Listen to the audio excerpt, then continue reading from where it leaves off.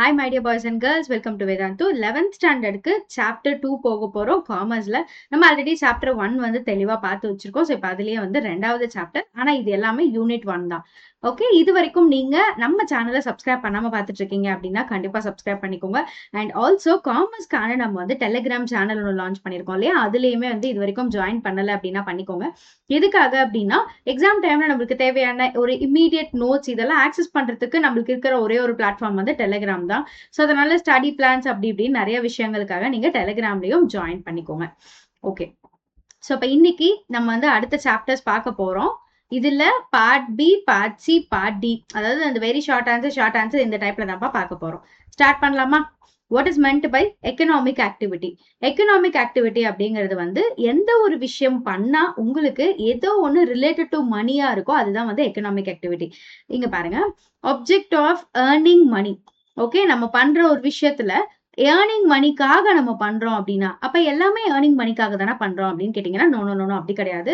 ஒரு சில விஷயங்கள் நம்ம வந்து டொனேஷனா பண்ணுவோம், இல்ல வந்து ஒரு ஆத்ம சாந்திக்காக பண்றது அப்படின்னு.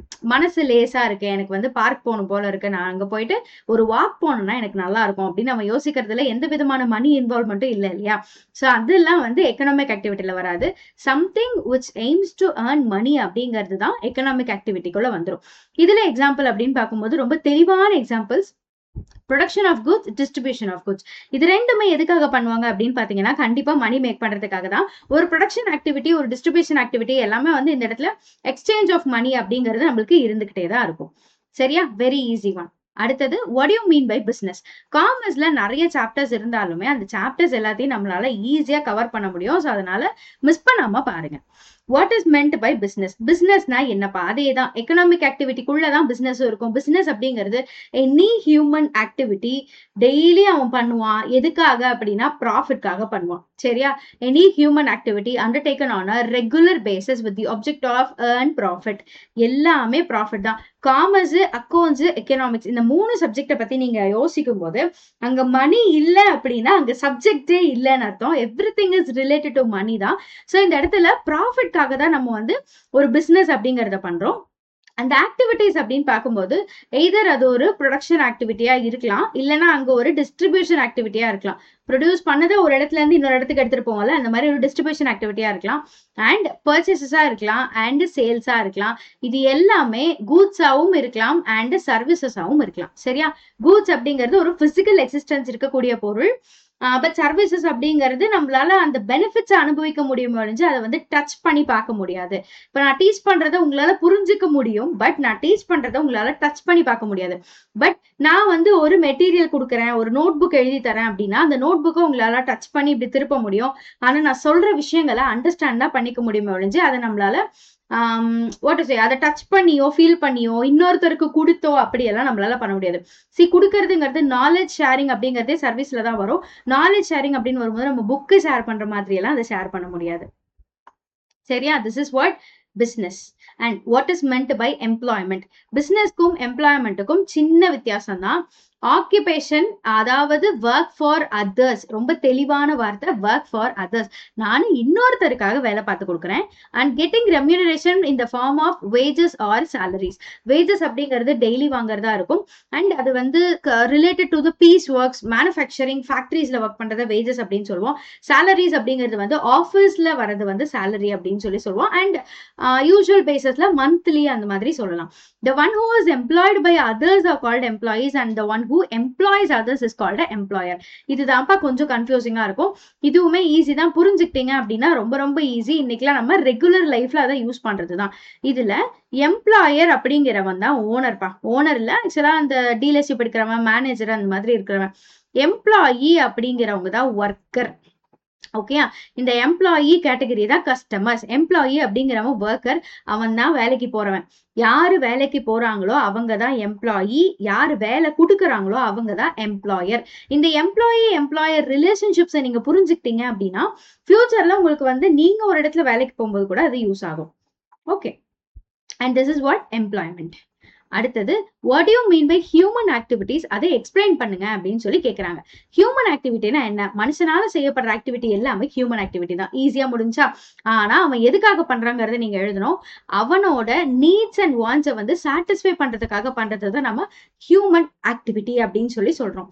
R it can be for the personal satisfaction. Either அவனோட நீடா இருக்கலாம், இல்லைன்னா பர்சனல் சாட்டிஸ்ஃபேக்ஷனா இருக்கலாம். ரெண்டுக்கும் டிஃபரன்சஸ் இருக்கு. அண்ட் ஹியூமன் ஆக்டிவிட்டியை நம்ம வந்து ரெண்டா கிளாசிஃபை பண்றோம். ஒன்னு வந்து எக்கானமி, இன்னொன்னு வந்து நான் எக்கானமிக். இதுதான் நம்ம ஃபர்ஸ்ட் கொஸ்டின்ல படிச்சோம். எக்கனாமிக் ஆக்டிவிட்டினா என்ன, நான் எக்கனாமிக் ஆக்டிவிட்டினா என்ன அப்படின்னு சொல்லிட்டு வெரி ஃபர்ஸ்ட் 2 மார்க்ல படிச்சோம். இந்த ஹியூமன் ஆக்டிவிட்டி அப்படிங்கறத பாத்தீங்க அப்படின்னா, இப்பதான் சொன்னேன் நான் வந்து அவனோட நீடையும் அவன் சாட்டிஸ்ஃபை பண்றதுக்கு பண்ணுவான், அண்ட் ஆல்சோ பர்சனல் சாட்டிஸ்ஃபேக்ஷனுக்கும் பண்ணுவான். இப்ப பர்சனல் சாட்டிஸ்ஃபேக்ஷனுக்கு நான் பண்ற ஒரு விஷயம் வந்து எக்கனாமிக் ஆக்டிவிட்டியா இருக்கணும் அப்படின்னு அவசியம் கிடையாது. ஏன்னா எனக்கு ரொம்ப பிடிக்கும்னு சொல்லிட்டு நான் வந்து ஒரு இப்பி மேகி பேக்கெட் வாங்கி அதுல சீஸ் எல்லாம் போட்டு சாப்பிட்றேன். எனக்கு இது ரொம்ப ஃபேவரட்டா இருக்கு. பட் இதை பண்றதுனால இந்த நாட்டுக்கு என்ன நன்மை அப்படின்னு பாத்தீங்கன்னா ஒண்ணுமே கிடையாது. நானே சமைச்சு நானே வந்து அரோமாவெல்லாம் ஃபீல் பண்ணி நானே சுட சுட ஒரு டப்பால கொட்டி சாப்பிடுறது is only for the sake of my personal satisfaction. இதுல எந்த விதமான ஒரு ப்ரொடக்ஷன் ஆக்டிவிட்டியும் கிடையாது அப்படின்னு சொல்லி சொல்லலாம். ஓகே. அண்ட் இதையுமே நீங்க வந்து ஜஸ்ட் ஒரு சின்ன எக்ஸ்பிளனேஷன் வச்சு எழுதிக்கோங்க. உங்களால முடியும் அப்படின்னா அந்த எக்ஸ்பிளனேஷன் கூட ஈஸியா ஒரு எக்ஸாம்பிள், நீங்க புரிஞ்சுக்கிற எக்ஸாம்பிள். இந்த எக்ஸாம்பிள் வந்து நம்ம படிச்சிருக்கோம், அதனால நான் இதை கொடுத்துருக்கேன். பட் உங்களுக்கு புரியுற எக்ஸாம்பிள் எதுனாலும் நீங்க தாராளமா கொடுக்கலாம். எக்கானமிக் ஆக்டிவிட்டி அப்படிங்கிறது வந்து undertaken with the object of earning மணிப்பா. ஈஸியா எக்கனாமிக் ஆக்டிவிட்டினா பணம் தான். பணம் வச்சு நம்ம ஒரு ஆக்டிவிட்டி செய்யறோம், பணத்துக்காக ஒரு ஆக்டிவிட்டி செய்யறோம் அப்படின்னா அது வந்து எக்கனாமிக் ஆக்டிவிட்டி அப்படின்னு அர்த்தம். இதுதான் நம்ம ஃபர்ஸ்ட் கொஸ்டின்லயே படிச்சோம், அதே எக்ஸாம்பிளோட ப்ரொடக்ஷனும் டிஸ்ட்ரிபியூஷனும் அப்படின்னு சொல்லிட்டு. அடுத்தது நான் எக்கனாமிக் ஆக்டிவிட்டி அப்படிங்கிறது வந்து சோஷியல் அண்ட் சைக்கலாஜிக்கல் நீட்ஸை நீங்க சாட்டிஸ்ஃபை பண்றதுக்காக ஒரு விஷயம் பண்றீங்க அப்படின்னா அதுதான் நான் economic activity. Cooking food for a family. அம்மா வந்து நம்ம கிட்ட காசு கேட்கறது இல்லைல்ல, நான் தானே டெய்லி சமைச்சு போடுறேன், அப்ப நீங்க எல்லாரும் சேர்ந்து மாசம் எனக்கு 10,000 ரூபாய் கொடுங்க அப்படின்னு அம்மா கேட்கறது இல்லை இல்லையா? பிகாஸ் அம்மா இஸ் டூயிங் ஃபார் ஆர் சேக். நம்ம சோஷியல் நீட்ஸ், நம்மளோட சைக்கலாஜிக்கல் நீட்ஸ்க்காக ஷீ இஸ் டூயிங். அதே மாதிரி செலிப்ரேட்டிங் ஃபெஸ்டிவல்ஸ். இப்ப நம்ம வந்து ரொம்ப செலவு பண்ணி ஒரு தீபாவளி கொண்டாடுறோம், பட்டாசு எல்லாம் வெடிக்கிறோம், புது ட்ரெஸ் எல்லாம் போட்டுக்கிறோம், ஃப்ரெண்ட்ஸ் எல்லாம் மீட் பண்ண போறோம், சினிமாக்கு போறோம். பட் இந்த ஃபெஸ்டிவலை செலிப்ரேட் பண்றது மூலியமா நம்மளுக்கு என்ன கிடைக்கும் அப்படின்னு பாத்தீங்கன்னா ஆக்சுவலா லாஜிக்கலா ஒண்ணுமே கிடைக்காது. பட் ஒரு பர்சனல் சாட்டிஸ்ஃபேக்ஷன் கிடைக்கும். அந்த ஃபெஸ்டிவலை 4 பேரை பார்த்து கொண்டாடும் போது நம்மளுக்கு ஒரு சந்தோஷம் கிடைக்கும். Okay, this never ever comes under a production activity. But இதுதான் வந்து நான் எக்கனாமிக் ஆக்டிவிட்டி அப்படிங்கிற கேட்டகரிக்கு கீழே வரும். ஓகே, 3 மார்க் அப்படிங்கிறதுனால யூ ஹாவ் டு ரைட் ஒரு 2 to 3 எக்ஸாம்பிள்ஸ் அந்த மாதிரி எல்லாம் எழுதிதான் ஆகணும். அடுத்தது பிசினஸை பத்தியும் ப்ரொஃபஷனை பத்தியும் சொல்லுங்க அப்படின்னு சொல்லி கேட்டிருக்காங்க. நம்ம ஆல்ரெடி பிசினஸ் வந்து படிச்சுட்டோம், அங்கதே வந்து 2 மார்க்ல படிச்சுட்டோம். அந்த பாயிண்ட்ஸ் அப்படியே தூக்கி இங்க எழுதிக்கலாம். பிசினஸ் அப்படிங்கிறது எனி ஹியூமன் ஆக்டிவிட்டி ரெகுலர் பேசிஸ்ல எடுக்கிறாங்க. பட் எதுக்காக எடுக்கிறாங்க? To earn profit. எதுல இருந்து ப்ராஃபிட் பார்க்க போறாங்க? ப்ரொடக்ஷன் வழியாகவோ, டிஸ்ட்ரிபியூஷன் வழியாகவோ, சேல்ஸ் மூலியமாகவோ, இல்ல பர்ச்சேசஸ் மூலியமாகவோ ப்ராஃபிட் பார்க்கறது தான். எதை சேல்ஸ் பண்ணுவாங்க அப்படின்னா 2 விஷயம் தான், ஒன்னு கூட்ஸ், இன்னொன்னு சர்வீசஸ் அப்படின்னு ஞாபகம் வச்சுக்கோங்க. Okay, this is what business. அடுத்தது ப்ரொஃபஷன். ப்ரொஃபஷன் அப்படிங்கிறது ஆக்குபேஷன்ஸ் தான். பர்சனல் சர்வீசஸ் பண்ணுவாங்க, ஆனா அந்த சர்வீசஸ் வந்து வேலைக்கு போற எம்ப்ளாயீஸ் பண்ற சர்வீஸா இருக்காது. சம்திங் கொஞ்சம் ஹைலி ஸ்கில்டா இருக்கும், எக்ஸ்பர்டைஸா இருக்கும். இங்க பாருங்க, personal services offer special and expertise in nature. இப்ப ப்ரொஃபஷன் அப்படின்னா உங்களுக்கு யாருன்னு தெரியும்னு நினைச்சிருக்கேன், இந்நேரம் தெரிஞ்சிருக்கும்னு நினைக்கிறேன். எல்லாரும் சொல்லிட்டு இருக்கீங்கல்ல நான் சார்ட்டர்ட் அக்கௌண்டன்ட் ஆகணும் அப்படின்னு சொல்லிட்டு இருக்கீங்க இல்லையா? சார்ட்டர்ட் அக்கௌண்டன்ட் அப்படிங்கிறது வந்து ஒரு ப்ரொஃபஷன் தான், அது வந்து ஒரு ஜாப் கிடையாது, அதுக்கு பேரு ப்ரொஃபஷன். அடுத்தது மெடிசன் அப்படின்னு பாத்தீங்கன்னா டாக்டருக்கு படிக்கிறது வந்து ஒரு ப்ரொஃபஷன், அது ஜாப் கிடையாது. அதே மாதிரி teaching is also a profession, அது வேலைக்கு போறது கிடையாது. சரியா? ப்ரொஃபஷன் அப்படிங்கிறது those occupation which involves the rendering of personal services of expertise nature. Okay, ரெண்டாவது விஷயம் ப்ரொஃபஷனல் ஆக்டிவிட்டி அப்படிங்கிறது என்னன்னா guidelines or code of conduct laid down by the professional bodies. இப்ப சிஏ அப்படின்னா உங்களுக்கு ஒரு ப்ரொஃபஷனல் பாடி இருக்கும், அது என்னன்னு தெரியுமா? சிஏக்கு ஒரு ப்ரொஃபஷனல் பாடி இருக்கும் தெரியுமா? அண்ட் சிஎஸ்க்கு ஒரு ப்ரொஃபஷனல் பாடி இருக்கு. சிஎஸ் வந்து கம்பெனி செக்ரட்டரி அப்படின்னு நம்ம சொல்வோம், அதுக்கு தனியா ஒரு ப்ரொஃபஷனல் பாடிக்கு, இதுக்கு தனியா ஒரு ப்ரொஃபஷனல் பாடி இருக்கு. அந்த பாடி பேர் என்ன அப்படின்னு உங்களுக்கு தெரிஞ்சா நீங்க கண்டிப்பா எனக்கு சொல்லுங்க. அண்ட் சோ அந்த ப்ரொஃபஷனல் பாடிஸ் என்ன வந்து ரூல்ஸ் கொடுக்குறாங்க? Code of conduct is nothing but rules. Rules என்ன கொடுக்குறாங்களோ அதை ஃபாலோ பண்ணி இந்த சர்வீசஸ் நம்ம ரெண்டர் பண்ணணும் அப்படிங்கிறது தான் ப்ரொஃபஷனுக்கு கீழே வரும். அடுத்தது those engaged in a profession are called professionals. Professions செய்யறவங்க யாரு? ப்ரொஃபஷனல்ஸ். எஸ், டாக்டர் அப்படிங்கிற ப்ரொஃபஷனை செய்யறவங்க, மெடிசன் அப்படிங்கிற ப்ரொஃபஷனை செய்யறவங்க டாக்டர் அப்படின்னு சொல்றோம். அந்த மாதிரி தான் சிஏ அப்படின்ற அந்த சார்ட்டர்ட் அக்கௌண்டன்சியை படிச்சவங்க அக்கௌண்டன்ட் அப்படின்னு நம்ம சொல்றோம். ஸோ அவங்களும் ஒரு ப்ரொஃபஷன் அப்படிங்கறத ஞாபகம் வச்சுக்கோங்க.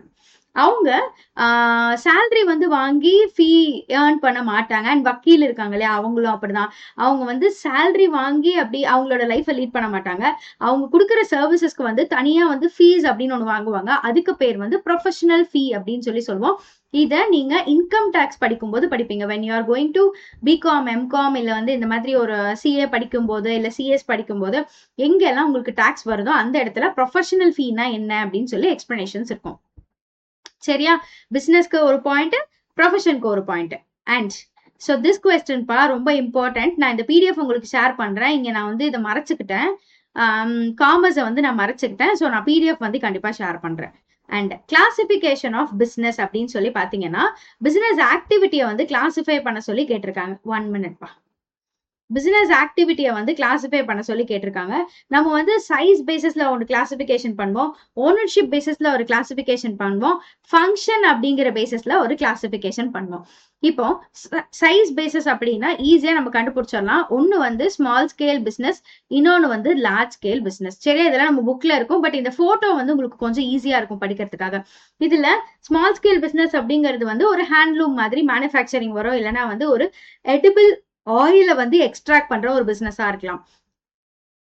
லார்ஜ் ஸ்கேல் அப்படின்னு சொல்லி பார்க்கும்போது மேனுஃபேக்சரிங் இண்டஸ்ட்ரீஸ், அதாவது டெக்ஸ்டைல்ஸ் மேனுஃபேக்சரிங் அந்த மாதிரி பெரிய வேலையை செய்யறது வந்து லார்ஜ் ஸ்கேல்.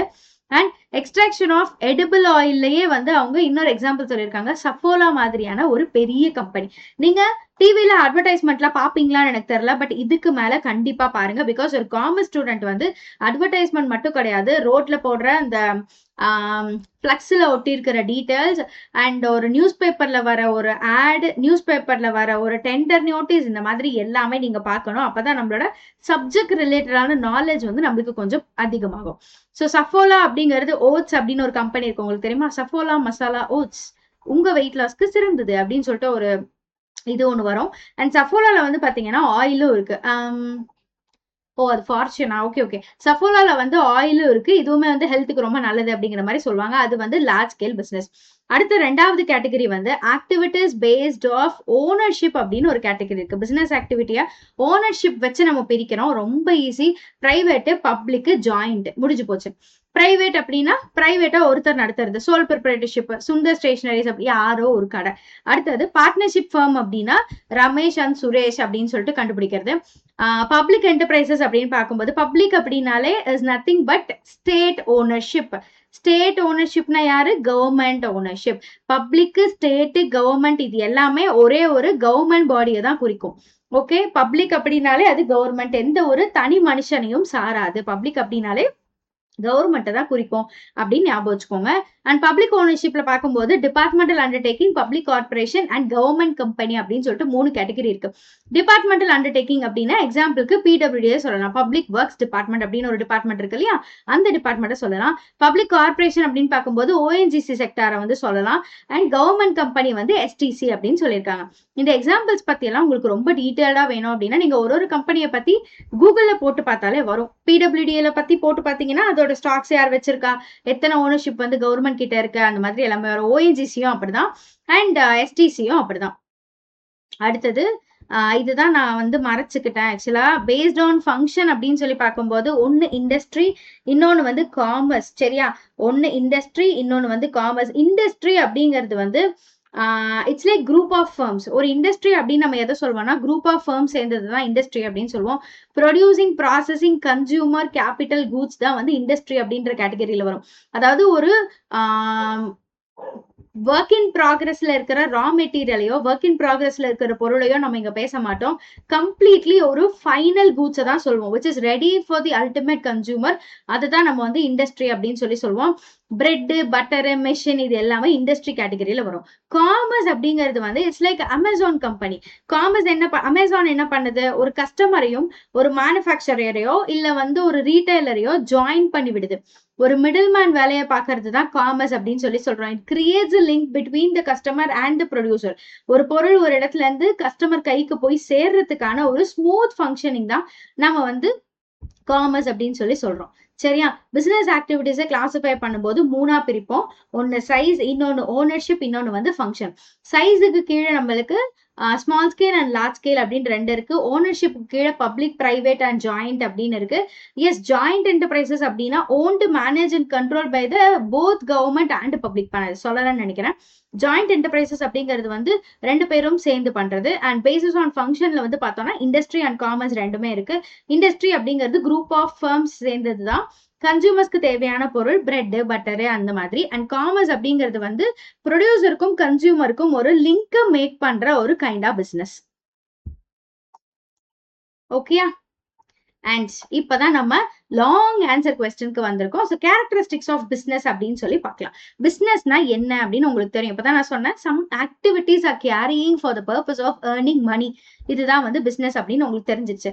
ஸோ இப்போ பிசினஸ்னா என்னென்னலாம் கேரக்டரிஸ்டிக்ஸ் இருக்கும் அப்படின்னு சொல்லி தெரிஞ்சுக்கலாமா? Fine. First one, production or procurement of goods. இப்போ பிசினஸ் அப்படின்னு நான் சொல்லிட்டேன். பிசினஸ்ன்னு சொல்லிட்டு அங்க வந்து ப்ரொடக்ஷனோ ப்ரொக்யூர்மெண்ட்டோ இல்லை அப்படின்னா அது வந்து பிசினஸ் கேட்டகரியில வராது இல்லையா? ஸோ அங்க பிசினஸ் அப்படின்ற பேச்சு வந்துடுச்சுன்னா எய்தர் கூட்ஸ் கண்டிப்பா ப்ரொடியூஸ் ஆகியே இருக்கணும், இல்லைன்னா வந்து அது வேற இடத்துல இருந்து இந்த இடத்துக்கு எடுத்துட்டு வந்து நம்ம அடுத்தது டிரான்ஸ்போர்டேஷன் வழியாவது அனுப்பணும்.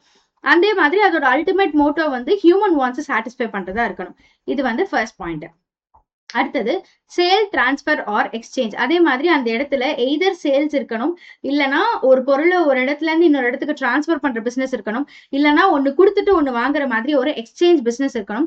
இது 2மே வந்து கூட்ஸ் அண்ட் சர்வீசஸ் பேசிஸ்ல இருக்கணும். ஒரு பர்சன் வந்து ஒரு துணியை பர்சனல் கன்சம்ஷனுக்காக வாங்குறாங்க அப்படின்னா அந்த இடத்துல பிசினஸோ டிரான்ஸ்பரோ சேல்ஸோ எதுவுமே இருக்காது. அந்த பர்பஸ்க்கு பேரே வேற. அந்த பர்பஸ்க்கு பேர் என்னது? கன்சம்ஷன். ஓகேயா? ஒரு பர்சன் ஒரு பொருளை வாங்கி யூஸ் பண்றாங்க அப்படின்னா அதுக்கு பேரு கன்சம்ஷன்பா. அதை வந்து நம்ம பிசினஸ் அப்படிங்கிற கேட்டகரியில சொல்லவே மாட்டோம். ஓகேயா? அண்ட் அந்த மாதிரி வரவங்க தான் வந்து கன்சியூமர்ஸ். சரி, dealing in goods and services. Goods and services கண்டிப்பா பிசினஸ் பேரு வச்சுட்டாலே கூட்ஸ் அண்ட் சர்வீசஸ் நம்ம கண்டிப்பா டீல் பண்ணியே ஆகணும். எக்ஸாம்பிளுக்கு பாருங்க, கிளாத்து, பென்னு, ப்ரஷ், பேகு இதெல்லாம் வந்து ஒரு கஸ்டமர் வந்து வாட் டு சே இந்த மாதிரி ஒரு கைண்ட் ஆஃப் கூட்ஸ் அந்த கஸ்டமருக்கு யூஸ் ஆகுற மாதிரி ஒரு கூட்ஸை வந்து நம்ம எய்தர் வாங்கி விற்கிறோம், இல்லைன்னா மேனுஃபேக்சர் பண்றோம். இந்த மாதிரி ஏதாவது ஒன்று பண்ணலாம். அதே மாதிரி services refers to activity like supply of electricity, gas கொடுக்கறது, தண்ணி கொடுக்கறது, டிரான்ஸ்போர்டேஷன், பேங்கிங், இன்சூரன்ஸ் இந்த மாதிரி எல்லாமே வந்து சர்வீசஸ் கேட்டகரியில வரும். நம்ம பிசினஸ் பேர் வச்சுக்கிட்டோம்னா கண்டிப்பா அந்த இடத்துல கூட்ஸையோ சர்வீசஸையோ ப்ரொவைட் பண்ணியே ஆகணும்னு சொல்றாங்க. கூட்ஸ் ப்ரொவைடிங் அப்படிங்கிறது தான் இந்த கிளாத்து, பென்னு, டூத் பேஸ்ட் அந்த மாதிரி விஷயங்கள் எல்லாம். சர்வீசஸ் அப்படின்னு பார்க்கும்போது insurance, banking, gas, water, electricity இது எல்லாமே அந்த கேட்டகரியில வந்துடும். இதுல ஏதாவது ஒன்னாவது கண்டிப்பா அங்க நடக்கணும் அப்படின்னு சொல்றாங்க. அடுத்தது dealing in goods and services. Yes, இதுதான் நம்ம பார்த்துட்டோம். And regularity of dealings. இந்த டீலிங் வந்து ஒரே ஒரு நாளோ ஒரு மாசமோ அந்த மாதிரி இருந்தா அதை நம்ம பிசினஸ் அப்படின்னு சொல்ல மாட்டோம். இந்த விஷயம் வந்து கண்டினியூஸா நடந்துகிட்டே இருக்கணும். டிரான்சாக்ஷன்ஸ் வந்து ரெகுலரா நடந்துகிட்டே இருக்கணும் அப்படின்னு சொல்றாங்க. ஃபார் எக்ஸாம்பிள், அவன் வந்து ஒரு ஸ்கூட்டியை வாங்கி யூஸ் பண்ணணும்னு இப்ப நான் வந்து ஸ்கூட்டி வாங்கி யூஸ் பண்ணணும்னு சொல்லிட்டு யூஸ் பண்றேன். கொஞ்ச நாள் வந்து யூஸ் பண்ணிட்டு எனக்கு அது சாட்டிஸ்ஃபை ஆகல அப்படின்னு சொல்லி திரும்ப அதை நான் வந்து வித்துட்டு பணம் வாங்குறேன் அப்படின்னா அதுக்கு பேரு பிசினஸ் கிடையாது. அதுக்கு பேரு சேல்ஸ். அண்ட் வாங்குறவன் வந்து செகண்ட் ஹேண்ட் பையர் அப்படின்னு சொல்லலாம். அதுக்கு பேரு பிசினஸ் கிடையாது. ஸோ ஒரே ஒரு வாட்டி ஒரே ஒரு எக்ஸ்சேஞ்சையோ ஒரே ஒரு டிரான்ஸ்ஃபரையோ பண்ணிட்டு நான் வந்து ஓகே நான் வந்து பிசினஸ் பண்ணிட்டேன் அப்படின்னு நம்ம சொல்ல முடியாது. இந்த பிசினஸ் ஆக்டிவிட்டி அப்படிங்கிறது ரெகுலரா இருக்கணும்.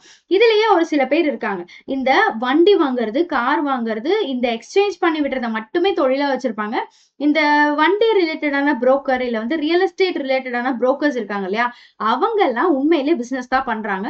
அவங்க வந்து இந்த மாதிரி ஒரு வண்டி இல்ல 100 வண்டி இது வரைக்கும் வாங்கி வித்து கொடுத்துருப்பாங்க. ஒருத்தர் கிட்ட இருந்து வாங்கி இன்னொருத்தர் ஒருத்தர்கிட்ட வித்து கொடுத்துருப்பாங்க.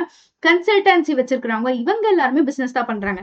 பட் நீங்க உங்களோட ஒரு சொந்த யூஸுக்காக ஒரு பொருளை வாங்கிட்டு அதுல சாட்டிஸ்பாக்சன் இல்லைன்னா ஒரு 2 இயர்ஸ் யூஸ் பண்ணிட்டீங்க, அதை மாத்தலாம், இல்ல அதுல கொஞ்சம் காசு பார்க்கலாம்னு சொல்லிட்டு நம்ம விக்கிறோம் இல்லையா, அது வந்து பிசினஸ் அப்படிங்கிற கேட்டகரியில வரவே வராது. ஓகே. Profit motto. உண்மையாவே ஒரு பிசினஸ் அந்த இடத்துல வந்து பிசினஸ் தான் நடக்குது அப்படின்னு நீங்க எப்ப சொல்றீங்களோ அதுதான் அங்க ப்ராஃபிட் நடக்குதுன்னு அர்த்தம். ப்ராஃபிட் இல்லாத ஒரு பிசினஸ் வந்து பிசினஸே கிடையாது. அது வந்து நம்ம நான் எக்கனாமிக் ஆக்டிவிட்டிக்கு கொண்டு போயிடுவோம். Element of risk. பிசினஸ் அப்படின்னு சொல்லி பார்க்கும்போது பிசினஸ்ன்னு இல்லப்பா இன்வெஸ்ட்மெண்ட்னு ஏதோ ஒரு விஷயம் வருது அண்ட் எக்கானமிக் ஆக்டிவிட்டியில ஏதோ ஒரு விஷயம் வருது அப்படின்னாலே அங்க எப்பயுமே ஒரு அன்சர்டனிட்டி இருக்கும், ஒரு ரிஸ்க் வந்து இருந்துகிட்டே இருக்கும். ஏன்னா அது வந்து பிசினஸ் எப்படி கண்ட்ரோல் பண்ணலாம், பிசினஸ் மேனை எப்படி கண்ட்ரோல் பண்ணலாம்னு இந்த ஃபேக்டர்ஸ் எல்லாம் பொறுத்து இருக்கிறது தான். ஸோ அங்க கண்டிப்பா வந்து ரிஸ்க்னு ஒன்று இருந்தாதான் அது வந்து பிசினஸ் அப்படின்னு நம்ம சொல்லுவோம். ஓகே. கேரக்டரிஸ்டிக்ஸ் ஆஃப் பிசினஸ்ல வந்து மொத்தம் 6 இருக்கு. நீங்க ஏதாவது 5 எழுதிக்கோங்க. பட் 6மே படிச்சு வச்சுக்கோங்க. எய்தர் இந்த இடத்துல கண்டிப்பா production or procurement of goods இருந்தே ஆகணும்.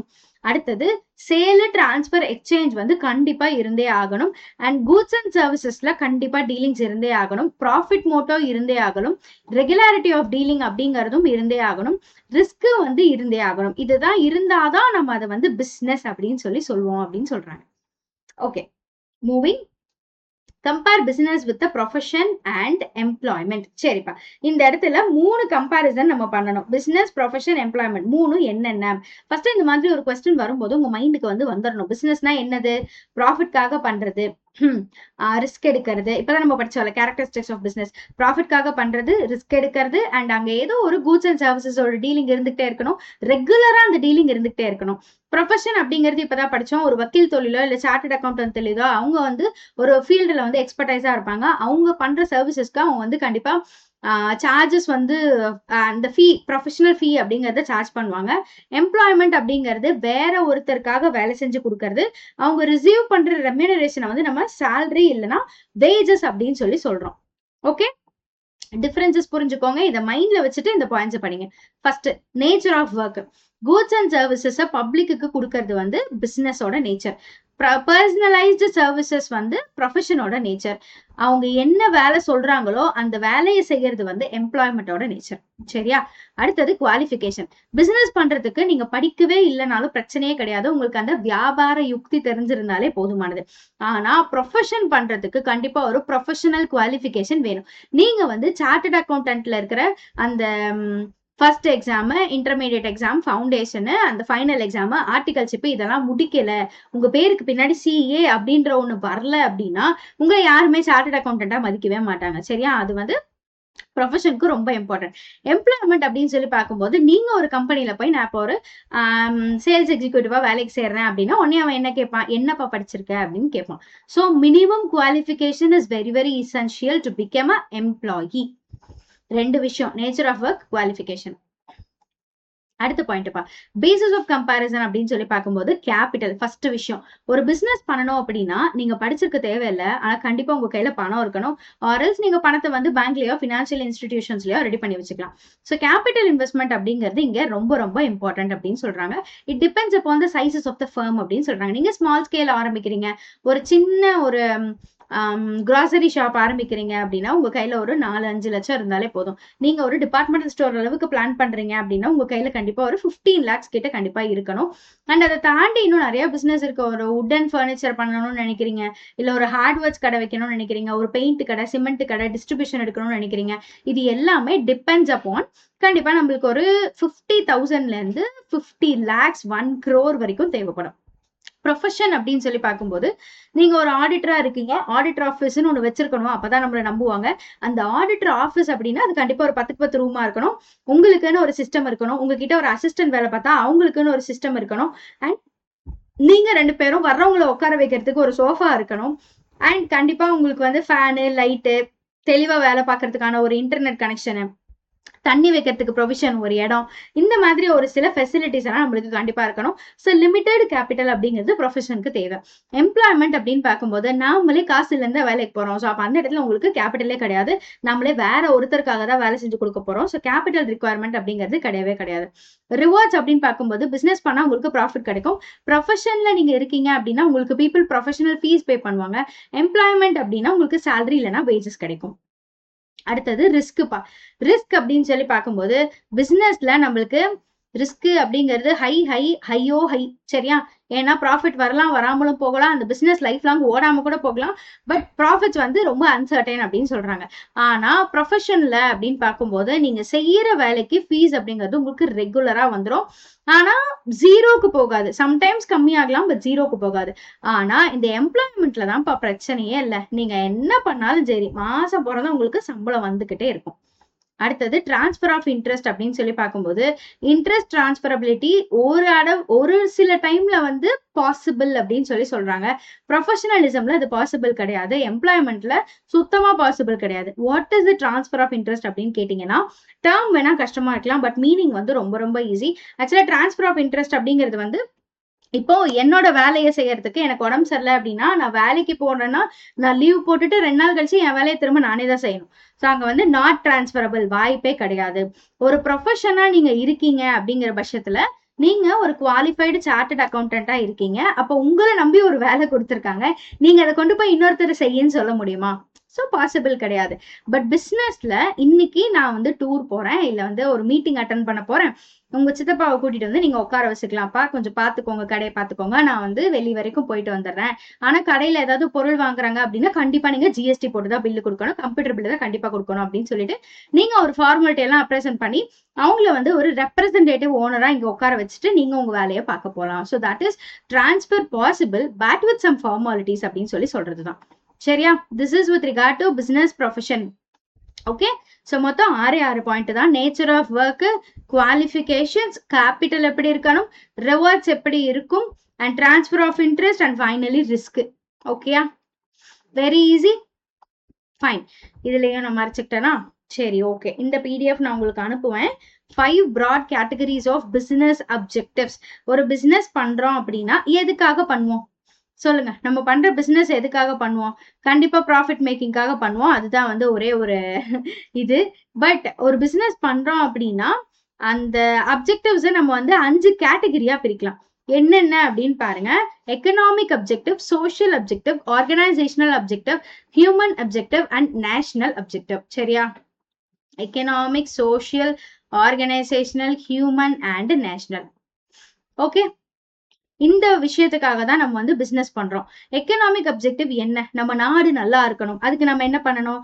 ப்ராஃபிட்டை ஏர்ன் பண்ணி கொடுக்கணும், கஸ்டமர்ஸை கிரியேட் பண்ணி வச்சுக்கணும், இன்னோவேஷன் திரும்ப திரும்ப பண்ணிக்கிட்டே இருக்கணும், பெஸ்ட் பாசிபிள் யூஸ் ஆஃப் ரிசோர்ஸஸை பண்ணிக்கிட்டே இருக்கணும்.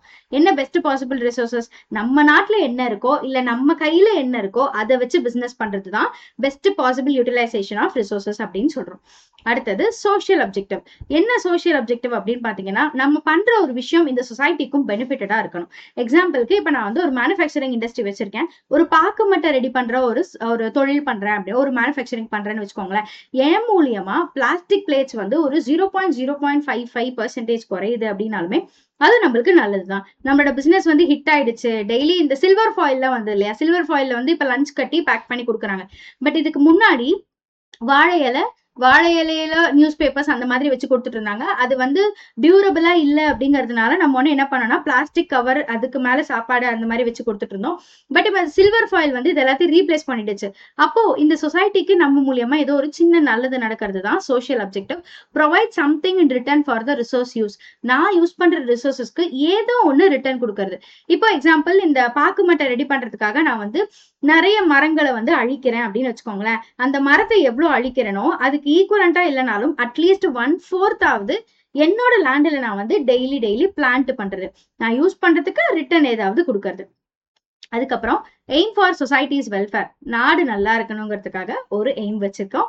அண்ட் ஃபைனலி நான் பண்ற ஒரு ஃபேக்டரியில இருந்து வெளியில போற தண்ணி அங்க இருக்கிற ஒரு ஆத்துலயோ குளத்துலயோ கடக்காம பாத்துக்கணும்.